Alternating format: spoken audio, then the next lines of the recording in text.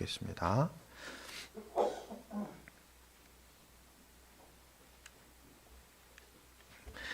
함께 읽겠습니다. 태초에 말씀이 계셨다. 그 말씀은 하나님과 함께 계셨다. 그 말씀은 하나님이셨다. 그는 태초에 하나님과 함께 계셨다. 모든 것이 그로 말미암아 창조되었으니 그가 없이 창조된 것은 하나도 없다. 창조된 것은 그에게서 생명을 얻었으니 그 생명은 사람의 빛이었다.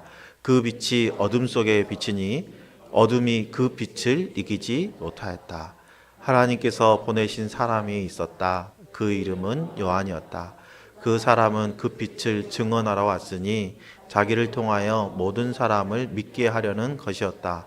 그 빛은 사람은 빛이 아니었다. 그는 그 빛을 증언하러 왔을 따름이다. 참 빛이 있었다. 그 빛이 세상에 와서 모든 사람을 비추고 있다. 그는 세상에 계셨다. 세상이 그로 말미암아 생겨났는데도 세상은 그를 알아보지 못하였다. 그가 자기 땅에 오셨으나 그의 백성은 그를 맞아들이지 않았다. 그러나 그를 맞아들인 사람들, 곧 그 이름을 믿는 사람들에게는 하나님의 자녀가 되는 특권을 주셨다. 이들은 혈통에서나 육정에서나 사람의 뜻에서 나지 아니하고 하나님에게서 났다. 그 말씀은 육신이 되어 우리 가운데 사셨다. 우리는 그의 영광을 보았다. 그것은 아버지께서 주신 외아들의 영광이었다.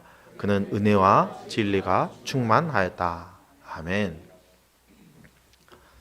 가끔 이렇게 사극을 보면 왕이 이렇게 사복을 입고 이렇게 장터를 다니면서 자명하는 걸 이렇게 좀 보잖아요. 정말 그랬을까? 드라마니까 가는 거 아닌가 싶은데요. 당시 사람들은 왕의 얼굴을 알지 못했대요. 지금 우리는 매스컴이 발달해서 대통령 얼굴이 어떻게 생겼는지 알잖아요. 그런데 그때는 왕의 얼굴을 몰랐기 때문에 왕이 자명하면서 백성들의 생활을 살피고 이를 국정 운영에 참고하여서 백성들의 고충을 해결해 주기도 하였다고 합니다. 자명을 많이 했던 왕들을 꼽으라면 성종, 숙종, 그리고 영조의 자명이 일화가 많이 있죠. 영조는 재위 기간 동안에 500회 이상을 자명을 했어요. 그리고 자명을 통해서 백성들의 애환을 확인하고 조치해 주었답니다. 자명에 관련된 유명한 그 사례들이 많이 있어요. 그 중에 하나를 소개하면 숙종 임금 때였는데요. 왕이 자명을 하다가 어떤 초상집에 이르렀는데 머리를 빡빡 민 비구니가 춤을 추고 있고 그 앞에 노인은 통곡하고 있는 거예요. 그래서 흔히 볼 수 없는 광경이잖아요. 그래서 이상하게 여겨서 왕이 가서 자초지종을 물어봤단 말이죠. 그랬더니 그 노인이 이렇게 얘기하는 거예요. 마누라가 얼마 전에 죽고 자기 생일이 되었는데 집안이 극빈해서 생일상을 차릴 수 있는 형편이 아니었다는 거예요. 그래서 며느리가 자기 머리를 잘라서 팔아가지고 이 시아버지 생일상을 차려줬다는 겁니다. 이 노인이 그 며느리의 효용에 감동해서 울고 있으니까 며느리는 또 그 시아버지의 마음을 달래주기 위해서 시아버지 앞에서 춤을 추고 있었다는 것이죠. 이 사연을 들은 숙종왕은 크게 감동해서 즉시 그 집에 효부정문이라는 것을 세우고 표창하고 그 집을 구제해 주었다고 합니다. 조선시대에는 자명이 조선시대도 많이 있었지만 고려시대에는 더 많이 있었거든요. 그래서 백성들이 왕에게 나갈 수 없으니까 왕이 백성들에게 나아가서 백성들의 삶의 터전을 거닐면서 그들의 삶의 애환을 느끼려고 했던 거죠. 지구상의 모든 종교는요, 신은 인간 위에 군림합니다. 신이 인간에게 내려오지 않아요. 신은 인간과는 다른 차원에서 유지하고 있죠. 인간은 다른 차원에 있는 신을 향해서 다가가서 최대한 가까이 다가가서 신을 경배하는 구조가 세상의 종교 구조죠. 하지만 기독교는 어떻습니까? 기독교는요, 인간이 하나님께 나아가는 게 아니라요, 하나님이 인간에게 내려오셨어요. 신이 인간의 수준으로 내려오신 그걸 우리는 성육신이라고 표현하죠. 만왕의 왕이신 하나님께서 인간의 육신을 입고 이 땅에 오셔서 인생을 살피고 그들을 하나님의 나라로 인도하여 주셔요. 하나님이 이 땅에 성육신 하셨다는 것은요, 왕의 신분을 속이고 미복 자맹했다는 것과는 차원이 다른 거예요. 창조주가 사람의 육신을 입고 이 땅에 오셨다는 것은요, 우리가 바퀴벌레가 돼가지고 바퀴벌레의 세계에 내려가는 것보다 더 충격적이고 파격적인 거예요. 오늘 우리에게 주신 말씀을 통해서 육신을 입고 이 땅에 오신 그리스도가 어떤 분이신지 우리가 다시 한번 상기하고, 하나님께서 우리에게 베풀으신 그 은혜에 온전히 반응하는 귀한 시간 되기를 예수님의 이름으로 축복합니다. 오늘 우리가 합독한 요한복음 1장은요, 굉장히 어려운 성경 구절 중에 하나입니다. 왜냐하면 지금 우리가 생각하고 있는 그런 철학 방식이 아니기 때문이죠. 그런데 요한복음 1장에서는 예수님을, 그리스도를 어떤 분이라고 말씀하고 있죠? 요한복음에서 증언하는 그리스도께서는 태초부터 계셨던 로고스, 다시 말하면 말씀이라고 소개하고 있어요. 여러분, 우리가 사용하고 있는 언어에는 한계가 있죠. 우리 언어로 다 표현할 수 없는 것들이 너무 많아요. 저번에도 한번 그런 얘기 했죠. 우리나라 특유의 한이라는 게, 한만은 할 때 한. 그런데 이거를 다른 나라 언어로는 번역이 잘 안 되는 거예요. 그러니까 그대로 HAN, 한, 이렇게 표현을 하잖아요. 오늘 본문에서 그리스도를 로고스, 말씀이라고 표현하는 것은 그나마 우리가 가지고 있는 언어로서 가장 가깝게 표현할 수 있는 단어가 그거였다는 거예요. 그래서 그 말씀이 어떤 분인지를 요한복음에서 쭉 부연 설명을 하고 계세요. 이 말씀은 하나님과 함께 계셨대요. 하나님께서 천지를 창조하실 때 창조 사역을 함께 하신 분이래요. 말씀이 창조 사역의 주체였다는 것입니다. 모든 피조물이 창조될 때 말씀이 천지를, 만물을 같이 창조하시고 천지 만물에 생명을 불어넣어 주신 하나님이라고 요한복음 오늘 본문은 증언하고 있죠. 이러한 증언은 창세기의 천지 창조의 모습을 확 떠오르게 만들죠. 창세기 1장 1절에 태초에 하나님이 천지를 창조하시니라 말씀하시잖아요. 요한복음은 그러한 창조 사역에 이 말씀이신 하나님이 함께 계셨다라고 말씀하세요. 창세기 2장 7절에 보면 주 하나님이 땅의 흙으로 사람을 지으시고 그 코에 생명의 기운을 불어넣으시니 사람이 생명체가 되었다라고 말씀하시잖아요. 인간에게 생기를 불어넣어서 생명체가 되게 하심과 같이 오늘 본문에서는요, 하나님이신 말씀이 만물에 생명을 불어넣어 주셨다라고 말씀하고 있죠. 여기서 우리가 알 수 있는 거는요, 그리스도의 사명이 모든 생명체에게 생명을 주시는 거라는 것을 알 수가 있어요. 그리스도께서는 자신의 생명을 나누어 주심으로 인해서 모든 만물이 그 생명을 누릴 수 있도록 하셨어요. 태초에 하나님께서는 말씀으로 천지를 창조하셨죠. 오늘 본문에서는 그 말씀이 천지를 창조하셨고 말씀 안에 창조된 모든 것이 생명이 있다라고 증언하고 있어요. 그리고 그 생명이 사람들에게 빛이다라고 말씀하고 계세요. 천지의 창조주이신 그리스도께서 피조물인 인간의 몸을 입고 이 땅에 오셔서 사람들에게 빛이 되어 주셨다는 거예요. 오늘 본문은 하나님이신 말씀이 세상이 창조되기 이전에 계셨고 말씀이 세상을 창조하셨는데 말씀이 모든 피조물에게 생명을 주셨고 육신이 되어서 사망 권세 아래에 있는 이 땅에 오셔서 사람들에게 빛이 되어 주셨다고 말씀하고 계세요. 자, 그렇다면 이 빛에 대한 사람들의 반응은 어떠했습니까? 그 빛이 어둠 속의 빛이니 어둠이 그 빛을 이기지 못하였다라고 말씀하세요. 여기서 말씀하시는 어둠이라는 거 있잖아요. 이 어둠은 한 4가지 정도로 분리해 볼 수 있어요. 첫 번째는요, 로고스 계시와 반대되는 영적인 무지. 두 번째는 하나님의 계시와 대항하는 죄와 악. 그리고 세 번째는 빛에 반대되는 사망이라는 것. 그리고 마지막은요, 빛을 이기려 하는 악의 세력, 이렇게 볼 수 있거든요.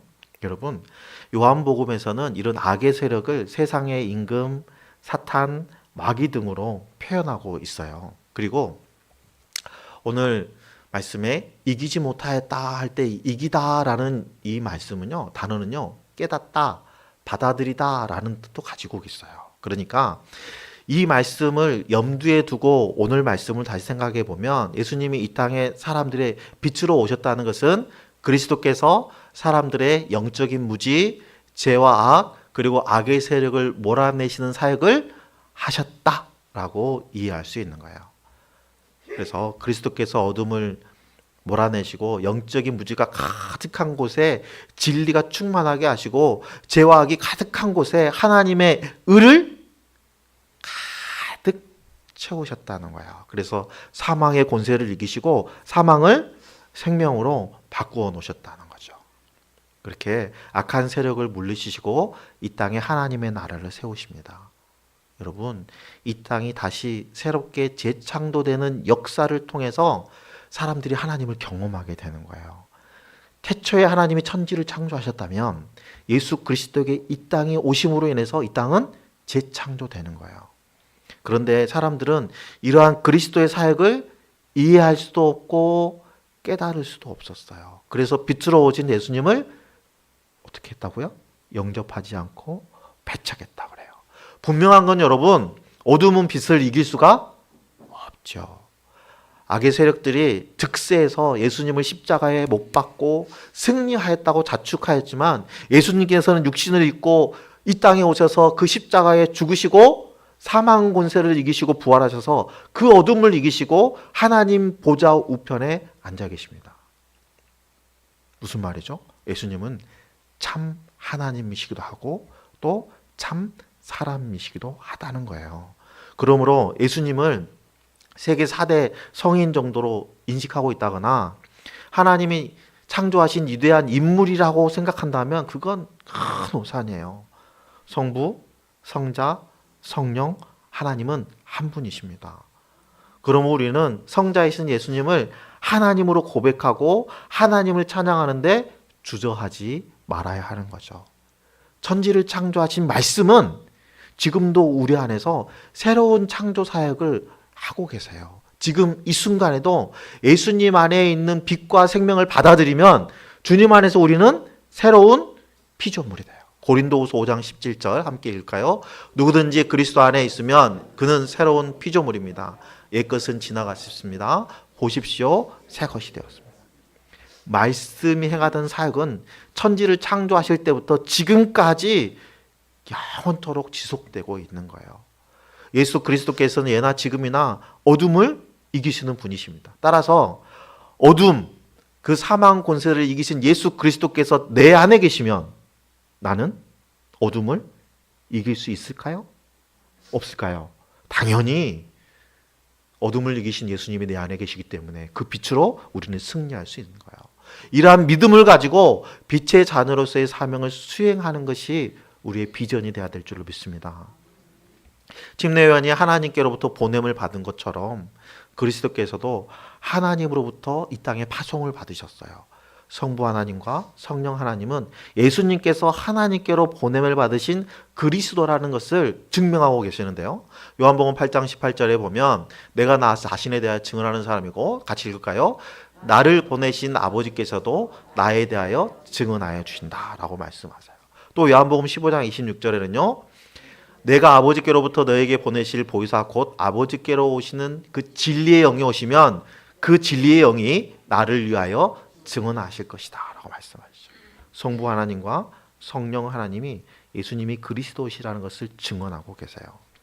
성경에서는 두세 사람이 증언으로 확증하면 그것은 재판에서 사용될 수 있을 만큼 신빙성이 있는 걸로 인정했죠.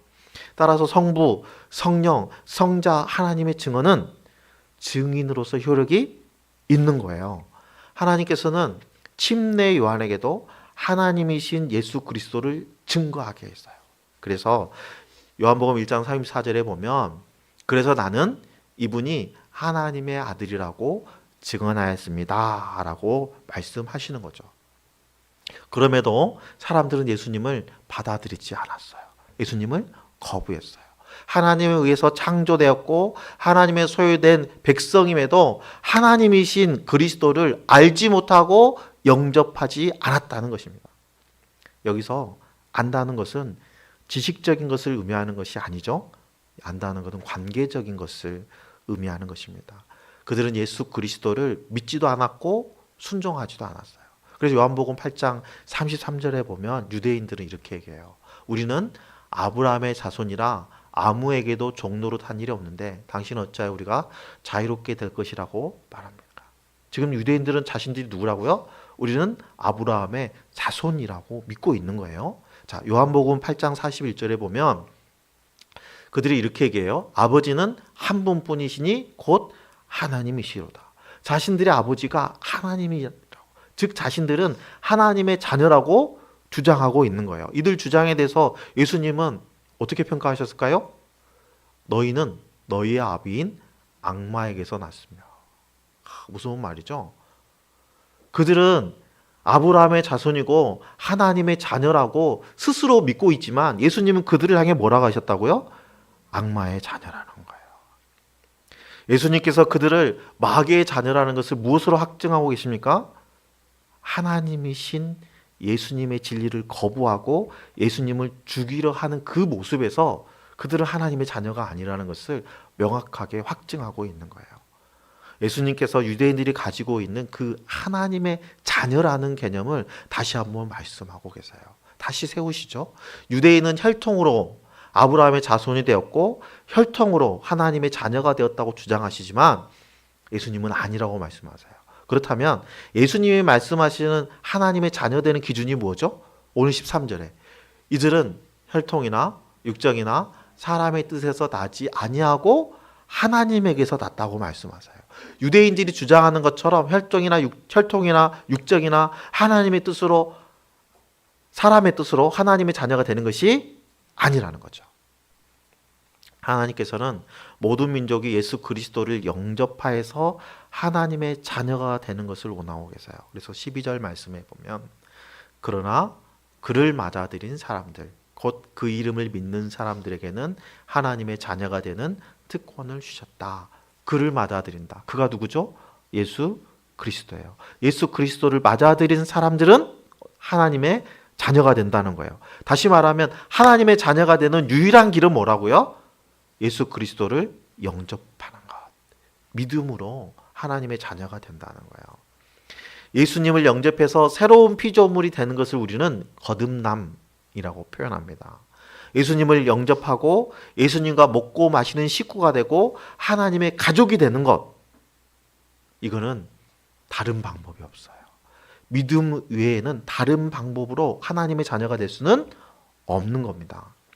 겉으로는 신실한 신앙인처럼 보이고 열심히 교회를 다니고 좋은 혈통을 가지고 있어도 예수 그리스도를 믿는 믿음에서 벗어나 있으면 하나님의 자녀가 아니라는 거예요. 우리는 예수 그리스도를 믿음으로 영접해서 그리스도의 몸된 교회를 이룬 하나님의 가족들입니다. 따라서 우리는 하나님의 가족답게 살아야 돼요. 하나님의 가족은 하나님의 영광을 드러내는 사람들이에요.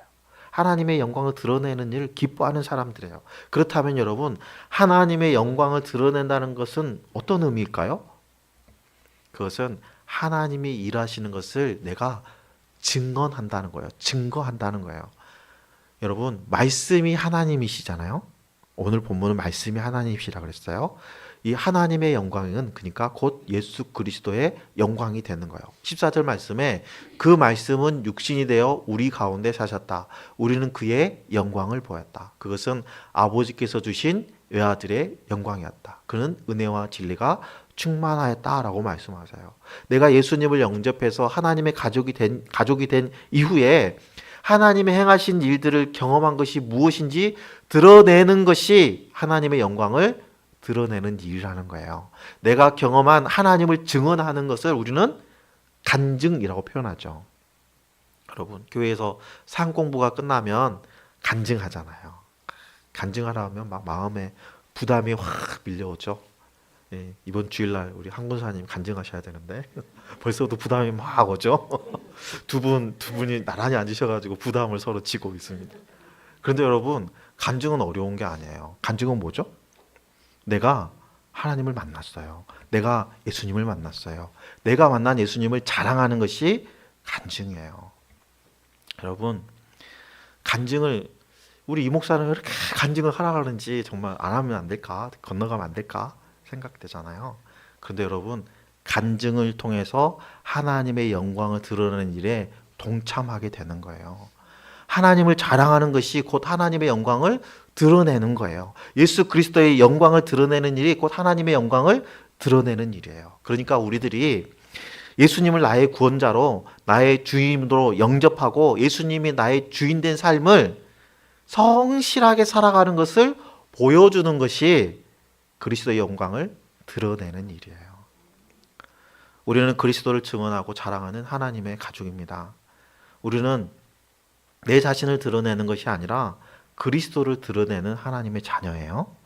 주님이 이 땅에 오신 이유는 예수 그리스도 안에 있는 생명과 어둠을 이길 수 있는 그 빛을 우리에게 주시기 위해서, 그리고 우리가 받은 그 생명과 빛을 나누게 하기 위해서 오셨어요. 그러므로 우리가 하나님의 소원을 이루는 것이 우리의 비전이 돼야 된다면, 그게 우리의 비전이라면 당연히 예수 그리스도를 전하는 것이 우리의 비전이 돼야 됩니다. 왜냐하면 예수 그리스도 안에 있는 생명과 빛을 품은 하나님의 자녀들이 늘어나는 것이 하나님의 소원이기 때문이에요. 우리는 하나님 안에 있을 때 생명을 누릴 수 있다는 것을 반드시 기억해야 됩니다. 여러분, 출애굽 시대에 하나님의 임재는 어디서 나타났죠? 성막 위에서. 그렇죠? 성막 위에서 구름을 확 임재하셨잖아요. 지금은 어디서 임재하시죠? 예수 그리스도 안에서. 우리 안에 예수 그리스도가 계시니까 우리가 성령의 전이 되고, 우리 안에 예수 그리스도가 계시기 때문에 예수 그리스도 안에 하나님의 임재가 이루어지고 우리는 그 안에서 하나님의 임재를 경험하게 되는 거예요. 그러니까 우리가 예수 그리스도를 떠나면 하나님의 임재는 누릴 수 없는 것입니다. 요한복음 15장 6절, 사람이 내 안에 머물러 있지 아니하면 그는 쓸모없는 가지처럼 버림을 받아서 말라버린다. 사람들이 그것을 모아다가 불에 던져서 태워버린다 라고 말씀하세요. 우리를 위해서 이 땅에 육신을 입고 오신 하나님이신 예수 그리스도를 내 안에 품고 예수님의 뜻대로 예수 그리스도 안에 거하는 지체들이 늘어날 수 있도록 우리가 행하는 것이 하나님의 기쁨이라는 거 우리 기억해야 돼요. 우리가 예수 그리스도 안에서 한 영혼을 구하기 위해서 하나님께 간구하잖아요. 하나님 그 기도를 반드시 들어주십니다. 그래서 여러분 주변에 아직 구원받지 못한 형제, 자매, 가족이 있다면 그 사람의 구원을 위해서 날마다 기도하세요. 그러면 언젠가 그분이 여러분 옆좌석에 앉아 계시고 여러분 천국에 갔을 때 그분과 함께 기쁨으로 찬양할 수 있을 것입니다. 오늘 우리는 베들레헴 구유에 누이신 아기 예수님이 왜 육신을 입고 이 땅에 오신 하나님이신지에 대해서 알아보았어요.